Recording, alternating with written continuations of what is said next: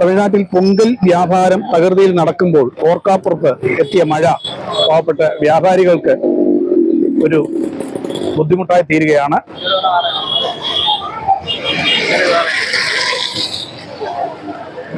ഈ സമയത്ത് ഈ മഴ ലഭ്യമല്ല. മഞ്ഞുകാലമായതാണ് കാരണമായതിനാൽ മഴ ലഭിക്കുന്നതല്ല. എന്നിരിക്കെ രാവിലെ മുതലേ കാലാവസ്ഥ മൊത്തത്തിലൊരു മൂടലായിരുന്നു.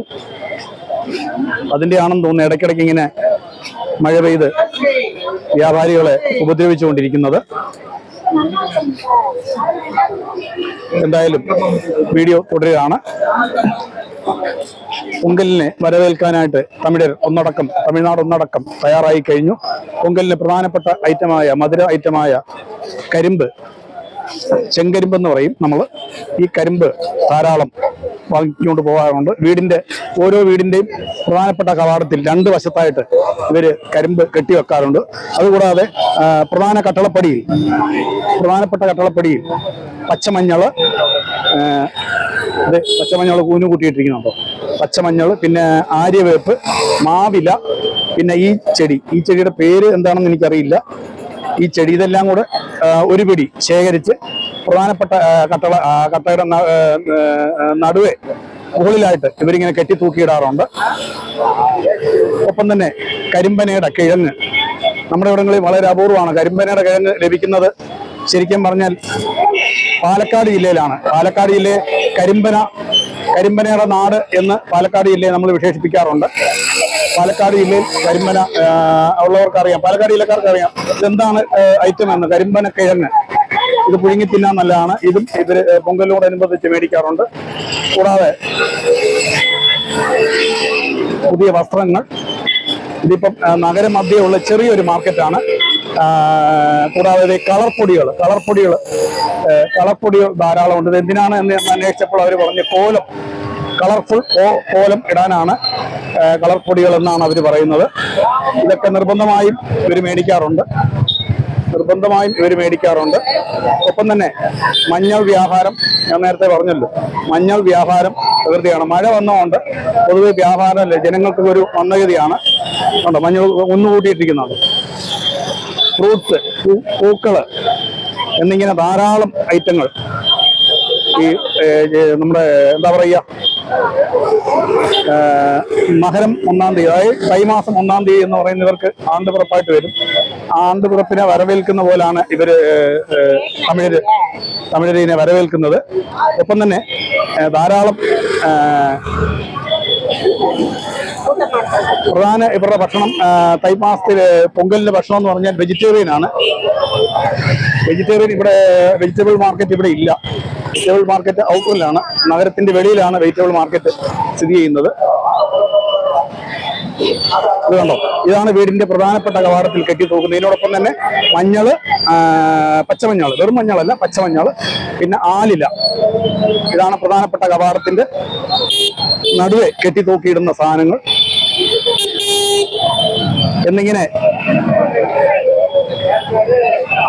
ഒപ്പം തന്നെ ഇവരുടെയൊക്കെ വീടുകൾ നിർബന്ധമായും വൈറ്റ് വാഷ് ചെയ്യാറുണ്ട്. തൈപ്പൊങ്കലിന് തലേദിവസം, എത്ര ഗതികെട്ടവരാണെന്ന് പറഞ്ഞാലും തൈപ്പൊങ്കലിന് തലേദിവസം വീട് നിർബന്ധമായും വൈറ്റ് വാഷ് ചെയ്യാറുണ്ട്. ഇടയ്ക്ക് വന്ന മഴ കാരണമാണ് ഇവിടെയൊക്കെ ഒരു നല്ല രീതിയിൽ ഒരു മഴ ലഭിച്ചു. മഴ കാരണമാണ് ആള് കുറഞ്ഞു പോയത്. മഴ വന്നു കഴിഞ്ഞാൽ മടുപ്പല്ലേ. അതുപോലെ പുഷ്പങ്ങൾ, വെവ്വേറെ തരത്തിലുള്ള പുഷ്പങ്ങൾ ലൂസായിട്ടും തൂക്കി വിൽക്കുന്നുമുണ്ട്, അല്ലാതെ മാലയായിട്ടും കൊടുക്കുന്നുണ്ട്. അങ്ങപ്പുറയൊക്കെ മാല ഇട്ട് വയ്ക്കുന്നുണ്ട്.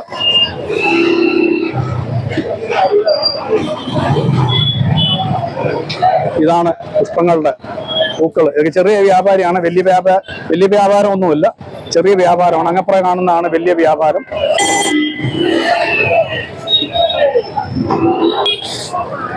പ്രധാനമായ നാളത്തെ ഇവരുടെ പ്രധാന പരിപാടി എന്ന് പറഞ്ഞാൽ പുലർച്ചെ എണീറ്റ് എല്ലാവരും കുളിച്ചൊരുങ്ങി ക്ഷേത്ര ദർശനം നടത്തേണ്ടവർ നടത്തുക, അല്ലാത്തവര് രാവിലെ തന്നെ, സ്ത്രീകളായിട്ടുള്ളവർ രാവിലെ തന്നെ വീട്ടിൽ ആദ്യം അടുപ്പ് കൂട്ടി, പുതിയ മൺകലമൊക്കെ മേടിച്ച് അടുപ്പ് കൂട്ടി പൊങ്കാല, വീടിന്റെ മുറ്റത്ത് തന്നെ പൊങ്കലെന്ന് പറയും, അതെ, പൊങ്കല് ഉണ്ടാക്കി ശേഷം വാഴയിലേക്ക് വെട്ടിവെച്ച് അതിൽ പൂജ സ്വന്തം ദേവന്മാരെ പൂജിച്ച് ആണ് നാളത്തെ ദിവസം ഇവർക്ക് തുടങ്ങുന്നത്. വെജിറ്റേറിയനാണ് നാളത്തെ ദിവസത്തെ പ്രധാനപ്പെട്ട ഭക്ഷണം. എന്നാൽ നാളത്തെ കഴിഞ്ഞ് പിറ്റേ ദിവസം ഉണ്ട്, അതായത് പൊങ്കലിന് പിറ്റേ ദിവസം മാട്ടുപൊങ്കൽ എന്ന് പറഞ്ഞൊരു ദിവസമുണ്ട്. ഈ മാട്ടുപൊങ്കൽ എന്ന് പറയുന്ന ദിവസം പുലർച്ചെ തന്നെ എണീറ്റ് കന്നുകാലികളെ എല്ലാം കുളിപ്പിച്ച് അതുങ്ങളെ ഗോമാതാവിനെയൊക്കെ കുളിപ്പിച്ച് അതിനെ പൂജയും കർമാദികളും എല്ലാം ചെയ്ത് അതുങ്ങളെ ഈശ്വരനായിട്ട് അതിനെ പൂജിച്ച് അതിന് പ്രത്യേക ഭക്ഷണങ്ങളൊക്കെ ഉണ്ടാക്കി കൊടുത്ത് അത്തരം കാര്യങ്ങളൊക്കെയാണ് ഇവർ ചെയ്യുന്നത്. അന്ന് ഇവർ ചില ജില്ലകളിൽ, എല്ലാ ജില്ലകളിലും മറ്റും ഇല്ല, ചില ജില്ലകളിൽ മാട്ടുപൊങ്കലിന് അന്ന് നോൺ വെജ് കഴിക്കും. എന്നാൽ മിക്കവാറും എല്ലാവരും വെജിറ്റേറിയൻ തന്നെയാണ് പൊങ്കലിന്. കാരണം തൈമാസം എന്ന് പറയുന്നവർക്ക് വളരെ ഇമ്പോർട്ടൻറ്റ്, നമ്മുടെ മകരമാസം പോലെ തന്നെ മിക്കവാറും ഈ മകരജ്യോതിയും നമ്മുടെ തൈപ്പൊങ്കലൊക്കെ ഒരു ദിവസം ആണ് മിക്കവാറും വരുന്നത്. അഥവാ അല്ലെങ്കിൽ ഒരു ദിവസം കയറി ഇറങ്ങിയിരിക്കും. ചിലപ്പോൾ ഒരു ദിവസം മകരവിളക്ക് ഫ്രണ്ടിൽ വരും, തൈപ്പൊങ്കൽ ബാക്കിൽ വരും, അങ്ങനെ മാറി മറിഞ്ഞും വരും. എന്തായാലും ഒരു ദിവസത്തെ ഡിഫറൻസേ ഉള്ളൂ. തമിഴരുടെ ദേശീയ ഉത്സവമായ പൊങ്കലിന്റെ തയ്യാറെടുപ്പിലാണ് കുടുംബിനികൾ ഏവരും. ഇനിയിപ്പം നമുക്ക് കാണാനുള്ളത് നഗരമധ്യത്തെ തിരക്കും, ഒപ്പം തന്നെ വലിയൊരു മാർക്കറ്റ് ഉണ്ട്, വെജിറ്റബിൾ മാർക്കറ്റ്. അത് നഗരത്തിന്റെ വെളിയിലാണെന്നാണ് പറഞ്ഞത്. ഇപ്പൊ നമ്മൾ നിൽക്കുന്ന സ്ഥലം ഏതാണെന്ന് ഞാൻ അറിയിച്ചില്ല ഇത്രയും നേരമായിട്ട്. കോവിൽപ്പെട്ടിയിലാണ്. കോവിൽപ്പെട്ടി സ്ഥിതി ചെയ്യുന്നത് തൂത്തുക്കുടി ജില്ലയിലാണ്. തൂത്തുക്കുടി ജില്ലയിൽ അറിയപ്പെടുന്ന ഒരു നഗരം തന്നെയാണ് കോവിൽപ്പെട്ടി. അറിയപ്പെടുന്ന നഗരം തന്നെയാണ്.